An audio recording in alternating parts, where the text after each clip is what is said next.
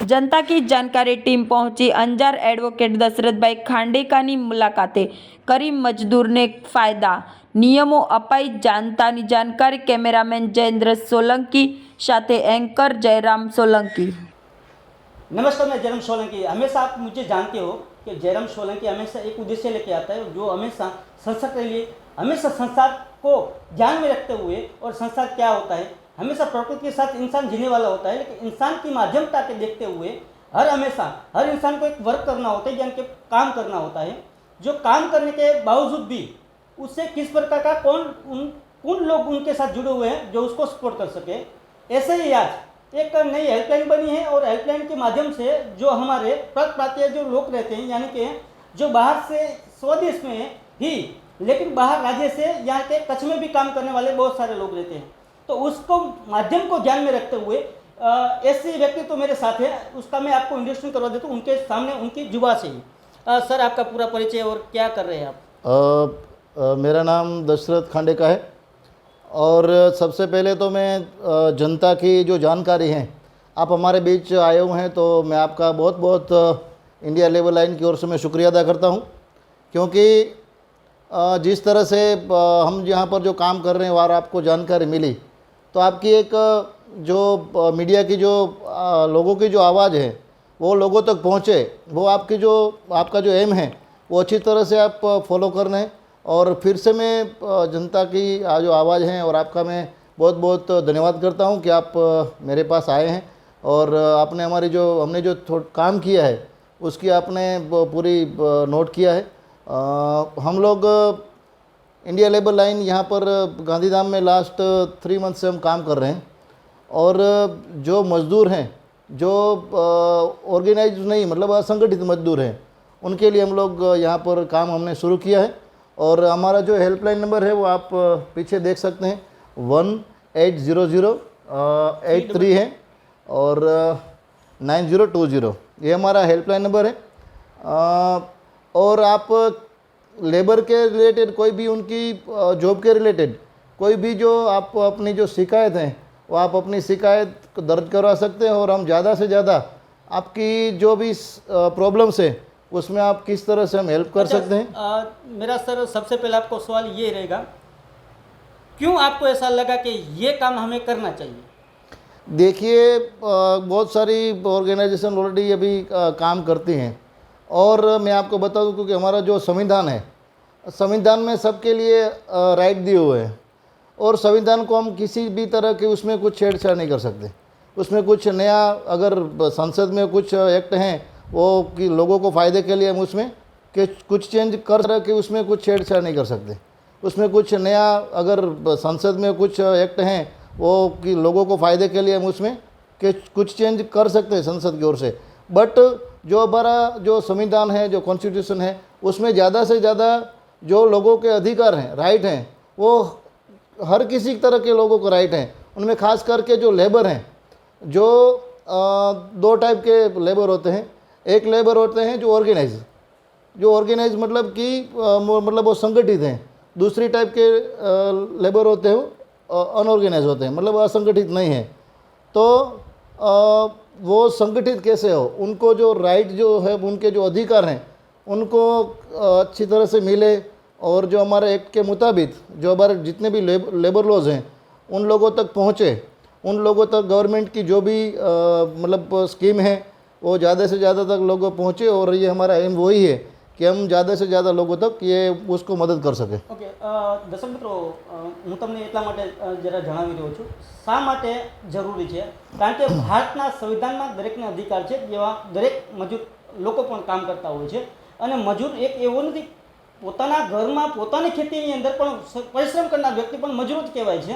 પરંતુ વાસ્તવિકતા એ છે કે એના માટે કોઈ માધ્યમ બની સકે, અથવા તો જે માધ્યમ બની રહ્યું છે એને કેવી રીતે આપણે મદદરૂપ થઈ શકે, એના માટેના હેલ્પલાઇન નંબર છે।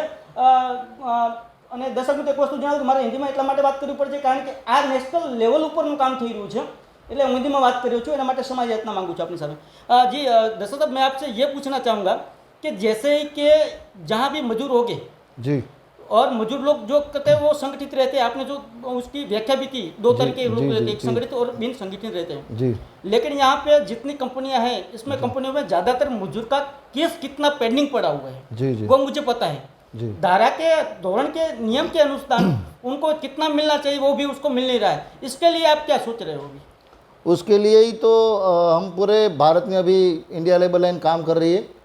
और राजस्थान है, एमपी है, फिर तमिलनाडु है, केरला है, उत्तर प्रदेश है, बिहार है, झारखंड है, सभी जगहों पर हम लोग उनके साथ अभी काम कर रहे हैं, मज़दूरों के साथ। उनके लिए खास करके राइट बेज हैं। और जो मज़दूरों को जो एक्ट है 1923, उनमें जो उसको जो किसी भी तरह का अगर एक्सीडेंट हो जाता है तो उसको जो मिलना चाहिए वो कभी कभार नहीं मिलता है। खास करके उसका जो बेसिक राइट है तो वो भी उन लोगों को मिले, इसलिए हम लोग काम करते हैं।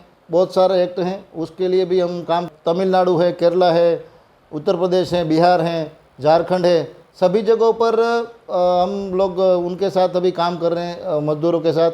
उनके लिए खास करके राइट बेज हैं।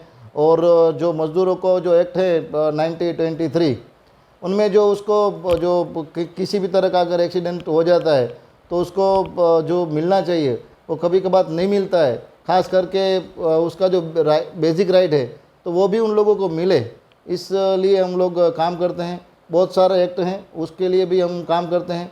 और ख़ास करके जो एम्प्लॉयमेंट यानी कि और इनएम्प्लॉयमेंट, जो हमारा एम्प्लॉयमेंट ऑल ओवर हम देखा जाए तो कंपनियों में जो एचआर पॉलिसी है कंपनी की, जो लोग रेगुलर एम्प्लॉय हैं उनके अंदर ही इनएम्प्लॉयमेंट है। हाँ, यस। उनके अंदर में ही है। वो कॉन्ट्रैक्ट एक्ट में काम करते हैं कि वो दाढ़ी मजदूर काम करते हैं, वो गिग वर्कर्स है। यहाँ पर देखिए कि जोमेटो में जो लोग काम कर रहे हैं, तो ऐसे अभी जो नया कॉन्सेप्ट आया है, जोमेटो में है, डोमिनोज़ में है, स्विगी हैं, जिन लोगों का कोई सोशल सिक्योरिटी जैसा कुछ है नहीं, उन लोगों को पता भी नहीं है कि हमारा मालिक कौन है, हम किसके लिए काम कर रहे हैं। वो जा रहे हैं तो सिर्फ बस हमें पैसे मिल रहे हैं, फिर क्या अगर किसी का एक्सीडेंट हो जाता है, कभी तो हमने ऐसा भी सुना है कि वो मालिक उनकी आईडी भी डिलीट कर देते हैं। तो वो अच्छा, यहाँ पे दर्शकों में एक बात आपको साफ साफ बता दूं कि ये बहुत बड़ी बात की है साहब ने। जब तक मैं एंकर के माध्यम से अगर मैं काम कर रहा हूँ तो सबसे पहले आपको ये बताने की जरूर चेष्टा करूँगा, क्योंकि ज़िंदगी में सिर्फ काम ही जरूरी नहीं है, काम के साथ साथ आपका अधिकार जो मिल रहा है उसको भी आपको फॉलो करना है। और क्यों नहीं अधिकार आपको मिल रहा है और कौन अधिकार नहीं दे रहा है। जैसे आपने एचआर की बात की, तो सर सबसे पहले जो एचआर रहता है कंपनी में हमेशा हेड रहता है जी, और वही अपनी सिस्टम रहती है कंपनी की, हर किसी की पॉलिसी रहती है। जी, जी। तो यहाँ पे इतनी सारी पॉलिसियाँ चल रही है, तो इसके हिसाब से आपने किस प्रकार सर्वे किया है कि कच्छ में ज़्यादातर जो लेबर्स हैं यहाँ पर कंपनी एक्ट के तहत कंपनियाँ, मतलब कि जो रेगुलर एम्प्लॉयमेंट है उसको एचआर पॉलिसी का बेनिफिट मिल रहा है। पर जो लोग माइग्रेंट होकर आ रहे हैं उन लोगों को मेरे ख्याल से जितना बेनिफिट मिलना चाहिए उतने उनके हिसाब से नहीं मिल रहा है। सिक्योरिटी, फिर मैं आपको सिक्योरिटी की अगर बात करूं तो वो भी जो हमें इक्विपमेंट जो देने चाहिए वो भी कभी कभी हम जानते हैं कि वो नहीं मिलते हैं। आपको रुकूंगा जरा, माफ़ कीजिएगा।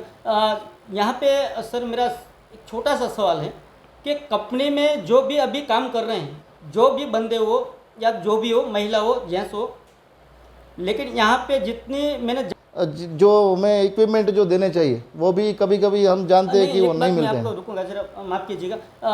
यहाँ पे सर मेरा एक छोटा सा सवाल है कि कंपनी में जो भी अभी काम कर रहे हैं, जो भी बंदे हो या जो भी हो, महिला हो, जेंट्स हो, लेकिन यहाँ पे जितनी मैंने जब तक मैं कंपनियों में गया हुआ हूँ तब तक मुझे जानकारी है कि यहाँ पे कॉन्ट्रैक्टर बेस चलता है। कॉन्ट्रैक्टर बेस के हिसाब से आपकी कंपनी कौन सा काम करेगी?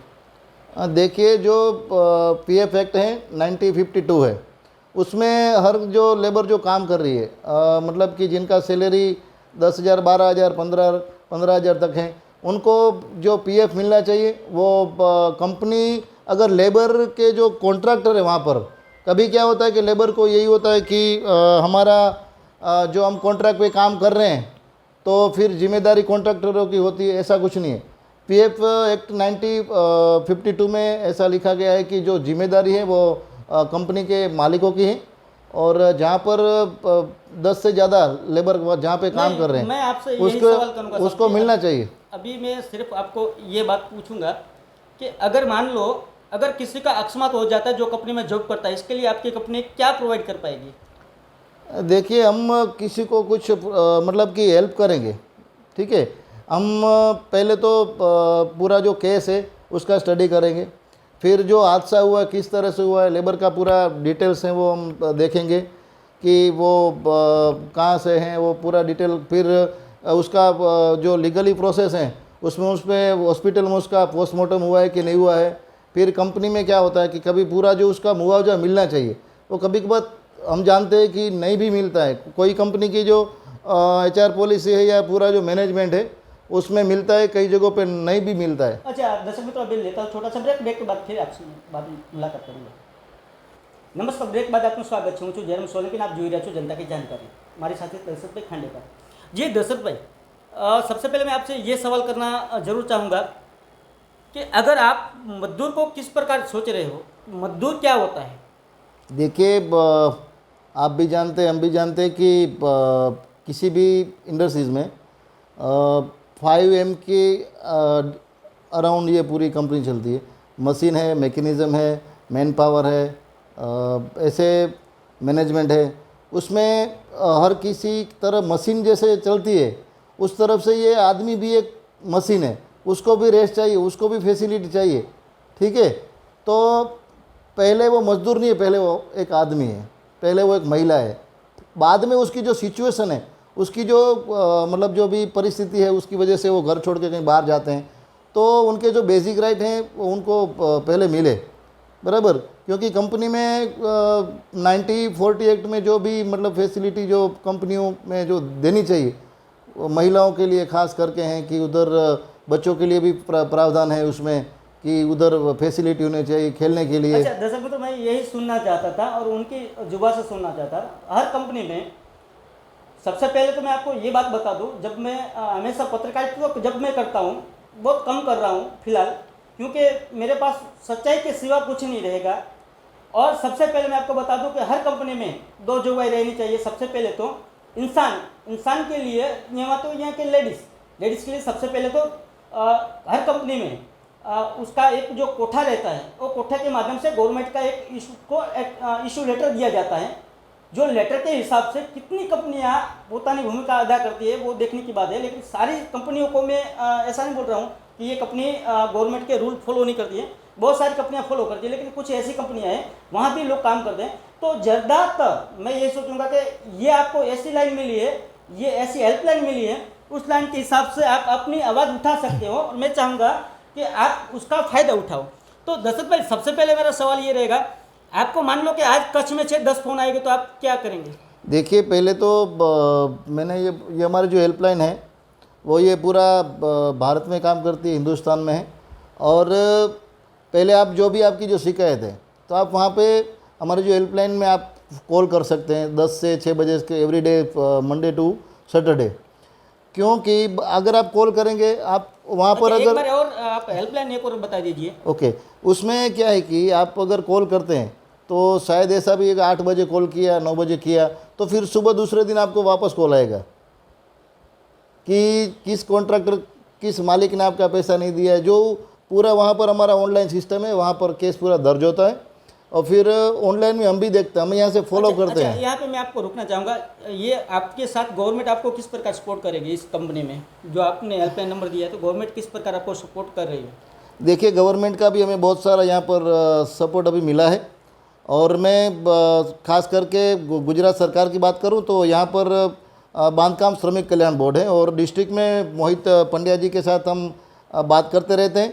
और धन्वंतरी रथ के बारे में भी मैं लोगों को हम अवेयर करते हैं कि ज़्यादातर ज़्यादा लोग वहाँ पर उसका श्रमयोगी कल्याण बोर्ड है, जो यानी कि वहाँ पर जो कंस्ट्रक्शन के साथ जो जुड़े हुए हैं, कंस्ट्रक्शन लेबर है, उसके लिए हमारे जो स्टेट गवर्नमेंट है उनकी ओर से हमारे जो 30 जितनी स्कीम है 30, उसमें 30 स्कीम में ऐसा है कि बहुत सारा प्रावधान है।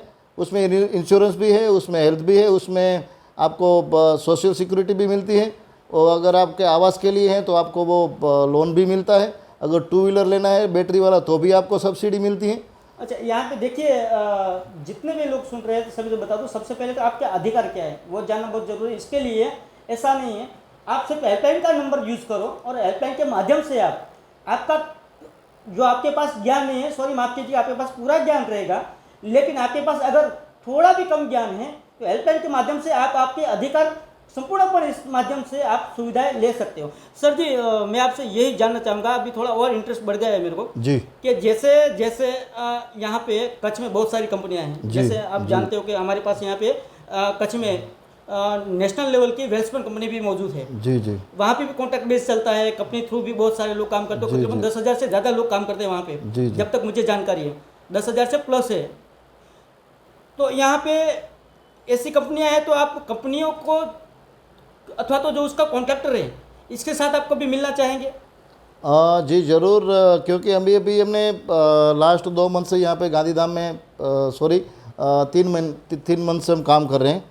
और अभी जो हमारा बेसिक एम ये है कि हम पहले जो खास करके गांधीधाम जो इंडस्ट्रियल एरिया है और अंजार में है, उसके अराउंड 60 कंपनी आती है, 60 जितनी कंपनी है। तो हम पूरा बेसिक सर्वे करेंगे, कौन कौन सी कंपनी का क्या पॉलिसी है, उसके कॉन्ट्रैक्टरों की क्या मतलब पॉलिसी है, लेबर के साथ जाएंगे। और हमारा एम उतना नहीं है कि ये पूरे हम गांधीधाम में काम करें, पूरे कच्छ में हम लोग काम करेंगे, पूरे गुजरात तक जाएंगे। दर्शक मित्रों, छोटा सा लेते हैं ब्रेक के बाद फिर आपसे मिलेंगे जनता की जानकारी में। आपका मैं फिर स्वागत। नमस्कार, ब्रेक के बाद आपका स्वागत हूँ। जो जयराम सोलंकी आप देख रहे हैं जनता की जानकारी। और सभी दर्शकों को ये बात बता दूं कि मैं आज इस जगह पे हूँ जहाँ पे अगर कोई भी, हर कोई काम करने वाला, हर कोई इंसान एक श्रमिक होता है, और श्रमिक के माध्यम से देखा जाए तो वो एक मजदूर होता है, और मजदूर के माध्यम से अगर देखा तो वो बड़ा बिजनेस भी बन सकता है। इसके साथ सर जी, इसमें क्या फैसिलिटी मिल सकती है अगर आप देखा जाए तो? जैसे मैंने पहले बताया कि गुजरात सरकार में मतलब एक श्रमयोगी बांधकाम कल्याण बोर्ड है, उनके जो श्रमिक हैं उनके लिए ऑलरेडी 30 डिस्ट्रिक्ट में ऑलरेडी ये मानपूर्णा स्कीम है वो भी इम्प्लीमेंट हो चुका है। और कच्छ में भी कुछ ही दिनों में ये जो मानपूर्णा स्कीम है गांधीधाम में इम्प्लीमेशन होने वाला है। और ये जो बेनिफिट लेबर को जो मिलता है, कभी कभार क्या होता है कि उनको जानकारी नहीं है कि हमें किस तरह से ये बेनिफिट हमें मिलते हैं। तो उनमें क्या है कि एक कार्ड आता है, ई श्रम कार्ड है, ई निर्माण कार्ड है, फिर आयुष्मान कार्ड का तो हम सबको पता है गुजरात सरकार में जो अभी एलोकेट किया है, हाँ, हेल्थ के लिए। तो ई श्रम कार्ड है, उसमें 2 लाख का बीमा कवर होता है, इंश्योरेंस कवर होता है। और ई निर्माण जो कार्ड है उसमें भी ये जो गवर्नमेंट की जो स्कीम है, गुजरात सरकार की जो श्रमिक हैं जो कंस्ट्रक्शन के साथ जुड़े हुए हैं, खास करके उन लोगों को मैंने बताया कि जैसे महिलाओं को अगर जो लेबर महिला हैं तो अगर वो डिलीवरी पे उसको फर्स्ट और सेकंड 2 बार यानी कि 37,500 37,500 मिलते हैं 2, तो लोगों को पता ही नहीं है कि ये बेनिफिट हमें मिल रहा है। उनके बच्चों के लिए उनको शिष्यवृत्ति मिलती है, स्कॉलरशिप मिलती है। फिर हेल्थ के लिए उनका 3 लाख का इसमें बीमा कवर होता है। फिर वो कार्ड क्या क्या होता है कि एक आधार, उसमें जो आपके डॉक्यूमेंट चाहिए उसमें ये जो ऑफिस है हेड ऑफिस, उसके द्वारा ये भी कैंप लगाते हैं। हम भी गांधीधाम में अभी लास्ट टाइम 200 लोगों के ये निर्माण कार्ड बनाए हैं। वो खास करके जो स्लम एरिया है, जैसे कि आज़ाद नगर है, बाबा सीताराम नगर है, PSL वाला एरिया है, सुंदरपुरी है, जूनी सुंदरपुरी है, जहाँ एक बोलते हैं कि ब्लॉक में वो मजदूर रहते हैं जहाँ पर श्रमिक भाई बहन, तो वहाँ पर हमने 200 जितने कार्ड भी बनाए। और कार्ड, सिर्फ कार्ड बनाना हमारा कोई ऐसा कोई टारगेट नहीं है, बट जब तक हम कार्ड नहीं बनाएंगे तब लोगों के पास हमारा एक रिलेशन डेवलप होगा। तो जब भी ज़रूरत पड़ेगी तो हम लोग कैसे उनका फॉर्म भरवाना है, कैसे फिलअप करवाना है, कैसे ये डिस्ट्रिक्ट तक भेजना है, तो पूरी वो प्रोसेस भी करेंगे। और जो एरिया है उसमें हम धीरे धीरे एक कमेटी बनाएंगे हर एरिया की, और एक जो मजदूरों का ऑर्गेनाइजेशन संगठन भी बनाएंगे कि चलो आज हम यहाँ पर काम कर रहे हैं, शायद कल ना भी कर सके, क्योंकि लाइफ टाइम तो कोई पता है कि कोई साथ नहीं देने वाला है। तो जब तक खुद आदमी अपनी जो शिकायत है, अपना जो मतलब जो प्रॉब्लम है जो सोल्व नहीं कर सकता, तब तक कोई भी आदमी परमानेंटली उनके साथ नहीं रहता है। और हमारा जो सोशल वर्क का एम वही है कि जो लोग खुद के पैरों पे खड़े हो जाए, फिर हमारी कोई उनको ज़रूरत ना हो, वो काम हम करने वाले हैं। अच्छा, यहाँ पे अच्छी बात की। सबसे पहले तो क्योंकि मेरा माध्यम हमेशा रहता है किसी की भलाई के लिए, अगर आप कुछ अच्छा बोल सकते हो, आपको भगवान ने जुबा दी है, अगर आपको दिमाग दिया है, या तो आप दिल से अच्छे हो, तो सभी के लिए अच्छा काम करना चाहिए। तो ऐसा आज जो ये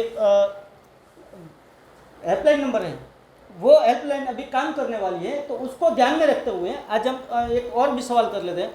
साहब जी, आने वाले दिनों में आपका टारगेट क्या रहेगा? किस किस कंपनियों में और किस किस जगह पे जाओगे, तो वगैरह आपकी सोशल एक्टिविटी क्या रहेगी?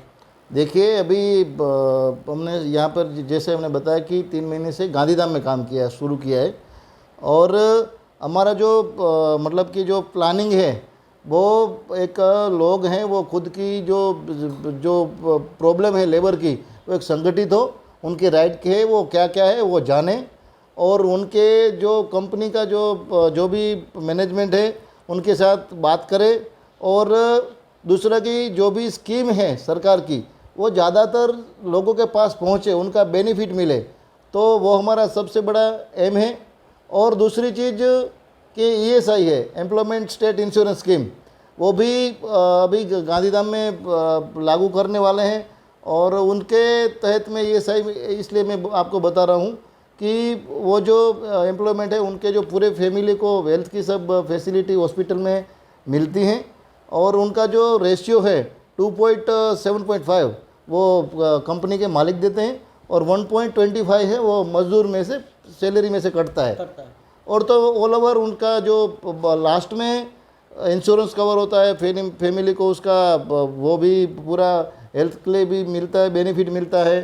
फिर जब लास्ट में वो जब रिटायर होते हैं, तब भी उनको अच्छी तरह से वो अपनी जो रिटायरमेंट लाइफ है अच्छी तरह से गुजार सके, उसके लिए भी ESI में प्रावधान किया हुआ है सरकार ने। और वो भी ज़्यादा से ज़्यादा जो स्कीम है यहाँ पर बहुत सक्सेस हो, वो भी हमारा प्लानिंग है। और मजदूरों को जब भी किसी टाइप की हमारी जो सेवा का मतलब कि हम जो काम कर रहे हैं वो लीगली हो, मालिक देते हैं, और 1.25 है वो मजदूर में से सैलरी में से कटता है। और तो ऑल ओवर उनका जो लास्ट में इंश्योरेंस कवर होता है फैमिली को, उसका वो भी पूरा हेल्थ के लिए भी मिलता है, बेनिफिट मिलता है। फिर जब लास्ट में वो जब रिटायर होते हैं, तब भी उनको अच्छी तरह से वो अपनी जो रिटायरमेंट लाइफ है अच्छी तरह से गुजार सके, उसके लिए भी ESI में प्रावधान किया हुआ है सरकार ने।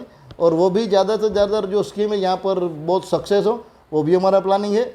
और मजदूरों को जब भी किसी टाइप की हमारी जो सेवा का मतलब कि हम जो काम कर रहे हैं वो लीगली हो या सोशल वर्क के बारे में हो, लोकल यहाँ के जो लीडर हैं उनके साथ भी हम काम करेंगे, क्योंकि जो भी लोकल लेवल पर जो काउंसिलर हैं कि जो वार्ड में जो काम करते हैं लीडर लोकल, उनका भी एक हम यूनिटी बनाएंगे, और अच्छी तरह से ज़्यादातर ये हमारा जो सेवा का जो काम है ज़्यादा से ज़्यादा लोगों तक पहुँचे कच्छ में।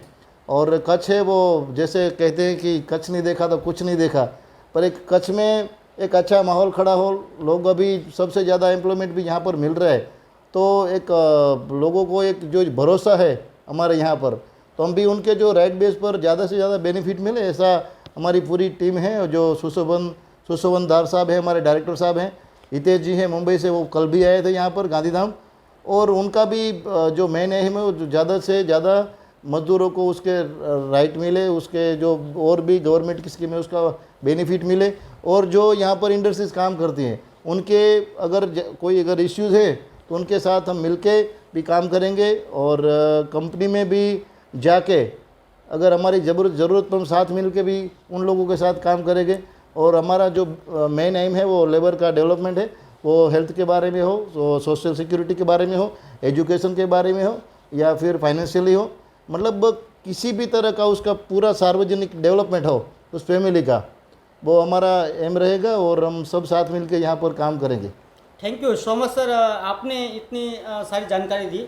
और सबसे पहले मैं आपको बता दूं, यहाँ पे एक बात और भी बनती है कि अगर ज़िंदगी दोबारा ना मिले तो सही, जिस ज़िंदगी आपको मिली है उसमें अगर आपने कोई भी अच्छा काम कर लिया तो ईश्वर आपका कल्याण ही कल्याण करेगा। ऐसी सुविधा के साथ, ऐसी उन्नति के साथ, ऐसी उन्नति के साथ और मिलेंगे नए एपिसोड में। तब तक मुझे आज्ञा दीजिए। मैं हूँ जयराम सोलंकी। जानकारी, जनता की जानकारी और जानकारी हमेशा आपको मिलती रहेगी। कैमरामैन जयेंद्र सोलंकी के साथ है जयराम सोलंकी, स्पीड न्यूज़ 17, गांधीधाम, कच्छ।